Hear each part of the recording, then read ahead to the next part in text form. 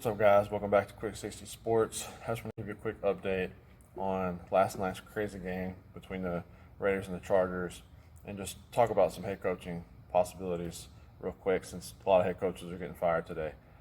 So, first, I just don't understand why Allen called a timeout when it's third and short. First down, the Raiders run the ball. The Chargers pinch. They blitz. They knew it was run. They stuffed them. The clock's still running. Second down, same situations. And the Raiders were totally content with running the ball. And then all of a sudden, the Chargers knew that they were running the ball. The Chargers don't have really good run defense, but they're stopping them. And then it's 3rd and 3, I believe. And the issue I have is the play clock was down to 3 seconds.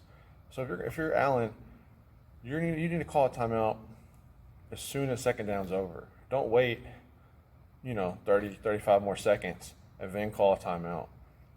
Now all of a sudden, guess what? The Chargers are on the heels because they don't know if the Raiders are going to run, if they're going to pass. They don't know what they're going to do. So it doesn't make very much sense to me why he called a timeout. So if all these other head coaches are getting fired, I think Allen needs to get fired too, because that's ridiculous that he would call a timeout and cost his team the playoffs, because they were both going to go to the playoffs. They were going to end in a tie, and that's all that should have mattered. If you're a head coach, you don't need to try to win that game. You need to try to go to the playoffs. Now your season's over because you're selfish. Now the players probably don't have your back. The Chargers have been choking for years and years. They didn't have a kicker the last couple years. Now they have a kicker. Now they're still choking. And this is the thing I want to talk about with head coaches. Just because you all of a sudden put up good stats or you have a good quarterback, that doesn't mean you're a good head coach. I don't understand why GMs don't see this, And you have to be able to talk to people. You have to be able to know game management. You have to be able to have good personnel. You have to be marketable. There's a bunch of other things that go into play other than just being a good defensive coach. You have to be able to know when to call challenges, definitely call timeouts. And so a lot of these coaches don't know how to do that. All of a sudden you get, these candidates. Kellen Moore, he's possibly going to be a head coach just because he has Dak Prescott, who's on a good offense.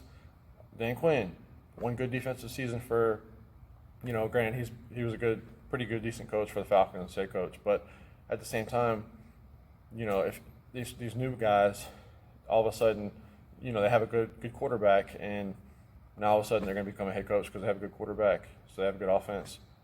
Callahan for the Bengals, he's going to be a head coach just because he has Joe Burrow. Bieniemy, apparently he's for the Chiefs, the offensive coordinator. Leftwich for the Bucks. All of a sudden you have good quarterbacks, and all of a sudden you think that they deserve a head coaching job because they have a Hall of Fame quarterback, and that gives you the right to be a head coach for a national football team. No, that doesn't mean that you know how to talk to people. Doesn't know you mean how to communicate to the refs. Doesn't mean you know how to use timeouts. And also, some of these offensive coordinators don't even call the plays. The head coach calls the plays. So you got to think of that as well. Real quick, just some updates. Brian Flores has just been fired, which I don't agree with. I think he's a really good head coach. I think that Tua is really the problem in Miami, not Brian Flores, but they got to let somebody go, and it wasn't going to be Tua, so they let him go.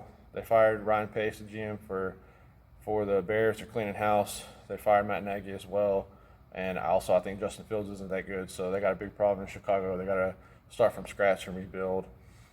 They also fired Vic Fangio from the Broncos, Pat Schumer, the offensive coordinator, special teams coach as well, and I think that George Paton, the new GM for the Broncos, he's letting them know that, hey, Denver, they got to make some changes around here. They've had losing seasons for 5-6 seasons straight. They can't keep going like this, so they're going to be looking for hopefully an offensive coach, because the Broncos defense has always been pretty stable. It's the offense that's struggled, so hopefully they get an offensive coach, but not only an offensive coach, but a good offensive coordinator that can help the head coach as well.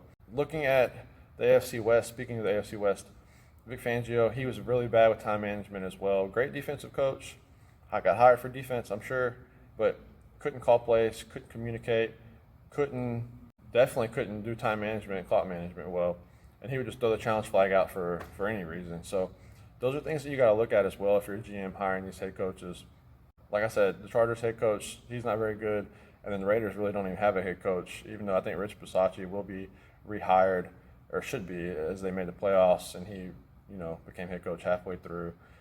So really, Andy Reid's the only head coach right now, a good head coach in the AFC West. So of course they're in the playoffs. But let's see, Mike Zimmer, he was let go and fired. I believe the Vikings general manager was let go and fired as well. So that's tough on whoever is the new GM for the Vikings. Is Kirk Cousins, I think, has like a $35 million cap this next year on a salary. So that's pretty rough if you're going to be a new GM for the Vikings. But stay tuned, guys. If you like my updates, please subscribe. All right, guys, till next time. Peace.